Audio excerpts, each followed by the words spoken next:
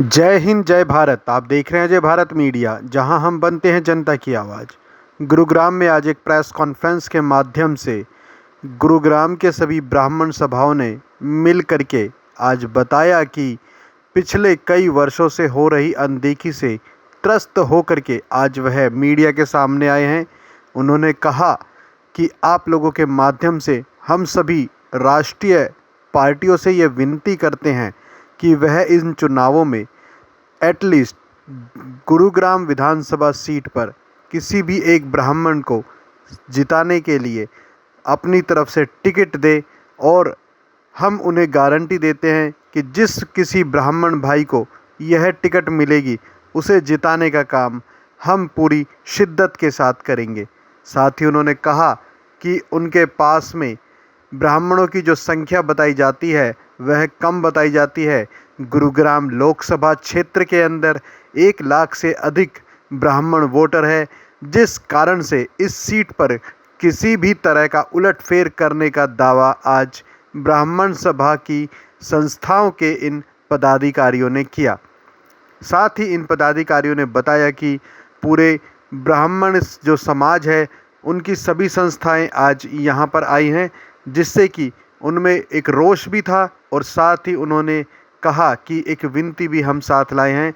रोष यह है कि आज तक उनकी अनदेखी की जा रही थी, और विनती यह है कि आज वह चाहते हैं कि उन्हें सम्मान मिले, उनको बराबरी का हिस्सा मिले। देखिए यह खास खबर। धन्यवाद। जय हिंद जय भारत। वर्ल्ड ब्राह्मण फेडरेशन हमारी संस्था राष्ट्रीय और अंतर्राष्ट्रीय स्तर पर कार्य करती है, और हम चूँकि गुड़गांव में रहते हैं, हरियाणा की राजनीति को भी देखते हैं।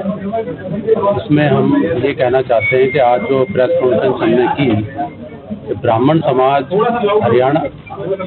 समाज हरियाणा में 15 से 15% है, और हमने दोनों राष्ट्रीय पार्टियों को, चाहे भाजपा हो चाहे कांग्रेस हो, उनके राष्ट्रीय अध्यक्षों को और प्रदेश अध्यक्षों को मिलकर ब्राह्मण समाज ने हरियाणा के अंदर 15 से 20 टिकटों की मांग रखी है कि हमारे समाज को 15 से 20 टिकटें दी जाएं। और जहां तक गुड़गांव का प्रश्न है, तो गुड़गांव में हमारी संख्या 1 लाख से ऊपर है, तो ब्राह्मण बहुल्य होने के नाते हमारे को पिछले 10 वर्षों से इग्नोर किया जा रहा है। तो हमारे को गुड़गांव से ब्राह्मण समाज के व्यक्ति को टिकट दी जाए। अगर टिकट दी जाएगी तो हम उस पार्टी का समर्थन करेंगे, और यहाँ से ब्राह्मण समाज के व्यक्ति को जिताकर विधानसभा में भेजेंगे। अगर राष्ट्रीय पार्टियाँ इसको इग्नोर करती हैं तो हम सब संस्थाएं मिलकर ब्राह्मणों की, गुड़गांव की जितनी भी संस्थाएं हैं सब एकजुट हैं, और उन्होंने एक मत से ये फैसला किया है कि अगर राष्ट्रीय पार्टी टिकट नहीं देती है तो हम निर्दलीय व्यक्ति को, अपने समाज के व्यक्ति को चुनाव में उतारेंगे। किसका नाम आप रिकमेंड कर रहे हैं निर्दलीय के लिए? हमने ये फैसला किया है कि जब सब टिकटें हो जाएंगी उसके बाद तुरंत बाद हम एक बैठक करके हम एक व्यक्ति को चिन्हित करके चुनाव में उतारेंगे। कांग्रेस में और बीजेपी में ऑलरेडी जो ब्राह्मण नेता हैं वो दावेदारी ठोक रहे हैं। बीजेपी से 2 कद्दावर नेता हैं गुड़गांव जिले में, गुड़गांव विधानसभा से वो दावेदारी ठोक रहे हैं। तो क्या कोई सहमति बनाई है आप लोगों ने कि दोनों में से किसी को टिकट दी जाए, या कांग्रेस? ये हमने पार्टियों के ऊपर छोड़ा है। पार्टी अपने अनुसार देखते हुए बस ब्राह्मण समाज के व्यक्ति को टिकट दे, हमारा इसी पर जोर है। चाहे उन दोनों में से किसी को भी दे दे एक को, और कांग्रेस से भी नाम चल रहे हैं यूँ तो कांग्रेस से दे दे, उसके बाद हम फैसला करेंगे। हमारी कम से कम 10 से 12 संस्थाएं हैं। तकरीबन हमारी सबकी बैठक हो चुकी है।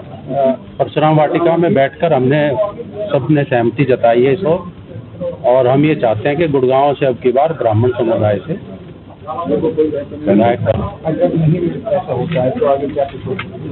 रणनीति यही बताया मैंने आपको कि हमने सबने मिलकर हम निर्दलीय अपने समाज से एक व्यक्ति को चुनाव में उतारेंगे। मैं ये भी बता दूं कि भाई हमने ये राष्ट्रीय पार्टियों से मांग की है हरियाणा के अंदर, और हम इस ओर लगातार लगे हुए हैं। इस कड़ी में हमने ऑलरेडी पंचकुला में तो अपना जागृति ब्राह्मण सभा के अध्यक्ष MP शर्मा जी को पहले ही उतार दिया है मैदान में निर्दलीय के रूप में। इसी तरह हमने कम से कम 5 या 7 जगहों पर ये कार्य करना है अब की बार, क्योंकि अब ब्राह्मण मुंह ताके देख नहीं सकता है। हमारे को 5 से 6 सीटों पे सीमित कर दिया जाता है। हमारी संख्या 15% से ऊपर है और हम कितने विधानसभा क्षेत्रों में इतना मादा रखते हैं, इतनी शक्ति रखते हैं जिसको जिताने और हराने का काम ब्राह्मण करता है। कौन सी गुड़गांव जिले में कौन सी सीट पर दावेदारी? गुड़गांव शहर है। आप सब जानते हैं कि सभी पार्टियां क्षेत्र के हिसाब से, जाति के आधार पर, संख्या के आधार पर टिकटें देती हैं और वोट भी लेती हैं।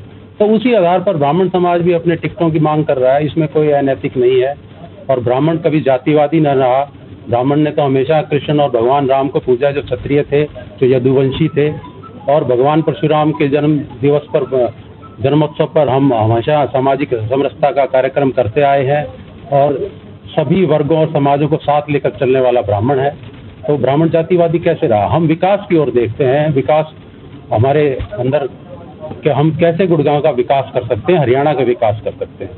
अगर किसी प्रकार का कोई इंडिकेशन मिला है आपको नेशनल पार्टी की तरफ से, क्योंकि अब तो 1-2 दिन ही बच गए हैं उनकी स्क्रीनिंग कमेटीज की मीटिंग? नहीं, हमें पूरा आश्वासन दिया है उन्होंने, हमें पूरा आश्वासन दिया हुआ है कि भाई हम आपके जो भी हैं उनको देखेंगे और टिकटों के ऊपर हम पूरा मंथन करेंगे।